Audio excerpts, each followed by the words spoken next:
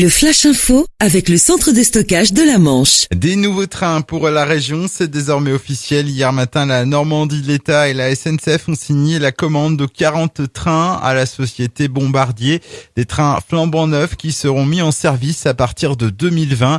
Un investissement total de 720 millions d'euros payés en totalité par l'État. En contrepartie, la région s'engage à prendre en charge la gestion des trains régionaux.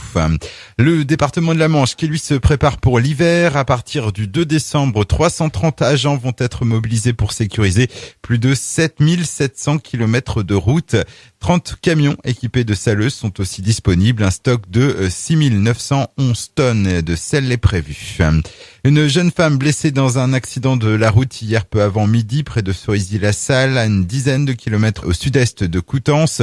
Une conductrice de 26 ans a perdu le contrôle de sa voiture. Elle a été légèrement blessée et transportée à l'hôpital.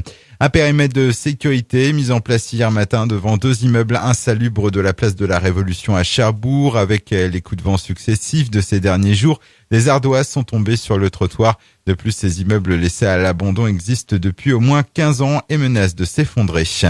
Du sport et match de Coupe de France pour le Pointa handball ce samedi, 3e tour de la compétition. Les jaunes et bleus reçoivent Marigny à la Halle des Sports de Beaumois. Coup d'envoi demain à 19h.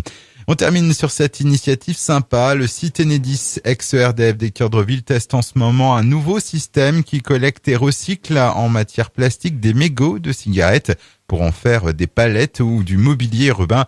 On rappelle que 2/3 des mégots sont jetés sur le trottoir ou dans la nature et mettent 15 ans à se dégrader.